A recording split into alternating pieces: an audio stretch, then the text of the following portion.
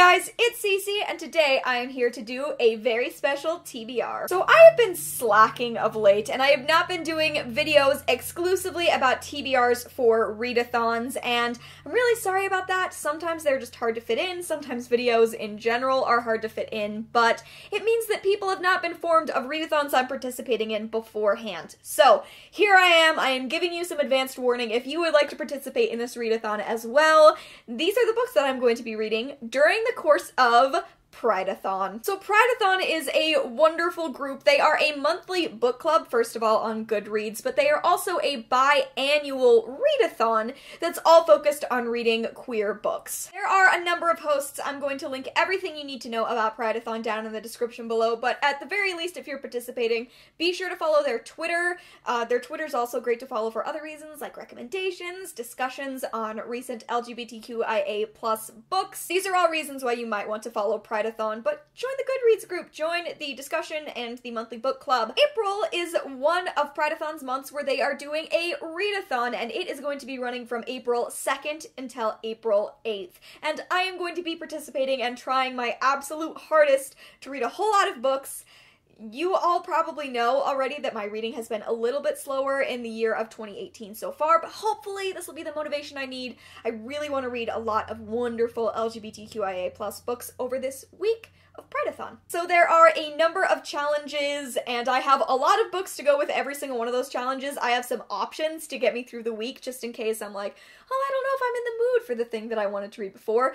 I have a lot of other things I can go towards, mostly because, and this should surprise absolutely no one, I went a little overboard at the library. But yeah, let's just jump into it, talk about all the challenges, the books I'm going to read, and yeah, let's get going. The first thing I want to talk about is Prideathon's group book, and that is going to be All Out, edited by Saundra Mitchell.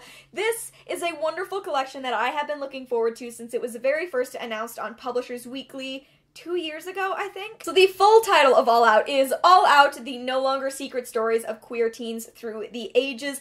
This is a historical fiction anthology by a number of incredible authors, just putting some history to queer teens to establish that queer kids have always been there, and there are some absolutely incredible names attached to this. You can probably see them going around the rim. Am I reading any other books by any of these people? Yes. Possibly. I have books by 2 of these people on my potential TBR. My, alternate TBR, 2 people on this list. But I've been so excited about this. I just ordered it a few days ago as soon as I got some birthday money, and I cannot wait to read it. If this is the only thing you read for Prideathon, I'm sure that that's going to be wonderful, because I'm sure this is going to be fantastic. Moving on to reading challenges, the first is to read a book with a main character who is LGBTQIA+ and is a POC. The only book that I had picked out for this readathon, the very first book I knew I was going to read, was this one. It's Let's Talk About Love by Kann, which came out in January, I believe. This is an Own Voices book about a biromantic asexual girl, and look at how beautiful this black girl is on the cover of this book. I'm so in love with it. I'm so happy. This is a summary contemporary about a girl named Alice, and when she comes out to her girlfriend as asexual, her girlfriend breaks up with her. I have heard that breakup is right at the beginning of this book and is somewhat brutal, so if you're ace, just be forewarned about that. But basically, Alice kind of swears off romance, she's not interested in relationships, and then she meets this guy. This guy, Takumi, who she forms a really good relationship with. She kind of wants it to be more, but she doesn't want to get hurt again. So, I've heard incredible things about this book, especially from my ace and or arrow reviewer buddies, and I can't wait to read it myself. I have a few other books that I could fill in with this challenge, such as The Gallery of Unfinished Girls by Karcz, which is, this features a Puerto Rican main character. When the Moon Was Ours by McLemore, which McLemore always writes about queer Latinx characters. And then we also have Radio Silence by Oseman, which has a bisexual, biracial main character. A lot of books that I have laid out as options could fit in for this challenge, or a number of others. The next challenge is to read an Own Voices book with an LGBTQIA+ main character that also features mental health rep. Currently for this challenge, I have History Is All You Left Me by Silvera. I don't know a ton about this book, except for the fact that the main character, Theo, has OCD and is also dealing with the recent death of his ex-boyfriend. I'm sure it's going to be heartbreaking because it's Adam Silvera. I've only read one book by Adam Silvera, so I've been looking forward to reading some other ones, and I think that I'm going to read this one. As an alternate for that, I also have At the Edge of the Universe by Shaun David Hutchinson. All of Shaun David Hutchinson's books, pretty much, as far as I know of, feature queer main characters and also deal with mental health issues, so this is one that I just have on hand.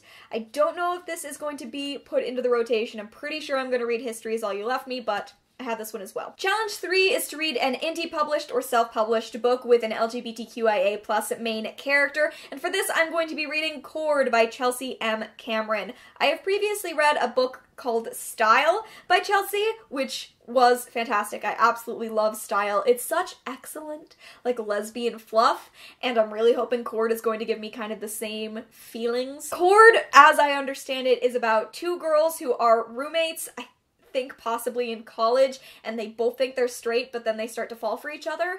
I fell for my college roommate. That's the person I'm currently dating. So I just keep telling Chelsea on Twitter about how excited I am for this book, considering I lived it. It happened to me, so I cannot wait to read this book. I have no alternates. I'm 100% reading Chord this week. I'm dying to read it. Challenge 4 is to read a popular book with an LGBTQIA+ main character that you've seen a lot online, but you haven't read yet. Currently, I am also using History Is All You Left Me by Adam Silvera for this challenge. I'm doubling up on a few, but I have a lot of other books around that I could possibly read for this challenge as well, if I had time. Radio Silence and When the Moon Was Ours are both good options. I also have The Prince and the Dressmaker by Jen Wang, which is a graphic novel, so it would be pretty speedy, and this has been getting some hype. There are a lot of books I could read for this challenge, frankly. Challenge 5 is to read a book with an LGBTQIA+ main character that comes from a different culture than you do. For this challenge, I am hopefully planning on reading Little and Lion by Brandy Colbert. This book features a main character who is Jewish, black, and bisexual, and she is also dealing with her brother who has recently been diagnosed with bipolar disorder. The other thing I know about this book is that her brother and her are both in love with the same girl. I don't really know where that goes, so, like, I don't know what happens with the romance or what the deal is going to be, but I have heard really incredible things about Little and Lion, and I found out my library has it, so this just felt like a good time to attempt to read it. I would really like to. The 6th challenge is to read a book with a queer protagonist that is sci-fi or fantasy, and for this challenge I have chosen Reign of the Fallen by Sarah Glenn Marsh. I have a lot of other options for this as well, but this is one of the only books I own that's on my TBR, so it'd be great if I read this and not yet another library book.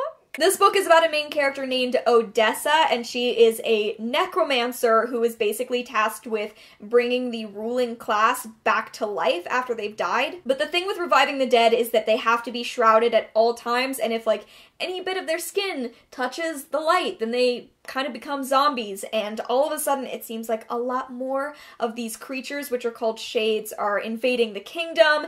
Everyone is blaming necromancers, and Odessa is kind of just caught in the middle of all that. Odessa is also bisexual, and I believe this book has a female-female romance. I've been dying to read this book. It has been one of my most anticipated books for a significant period of time, and then Penguin sent it to me. It has a beautiful pink cover, while also being about death. This book has everything I want. And the final challenge, challenge number 7, is to read a book with an LGBTQIA+ main character that was released in 2018. I have, like, a number of the books I have listed that could count for this challenge, and I'm going to be counting any number of them. Whichever one of them that I manage to read, that's going to count for this challenge. All Out, that could count. That just came out in February. Let's Talk About Love came out in January. Reign of the Fallen came out in January.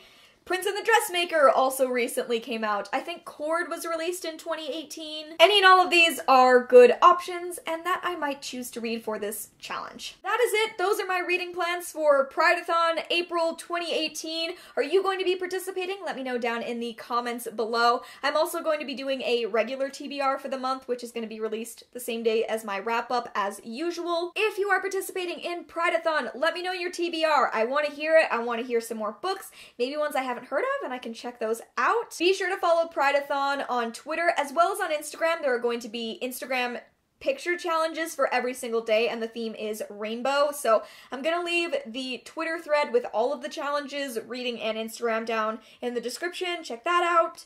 I think that's everything. I will be vlogging.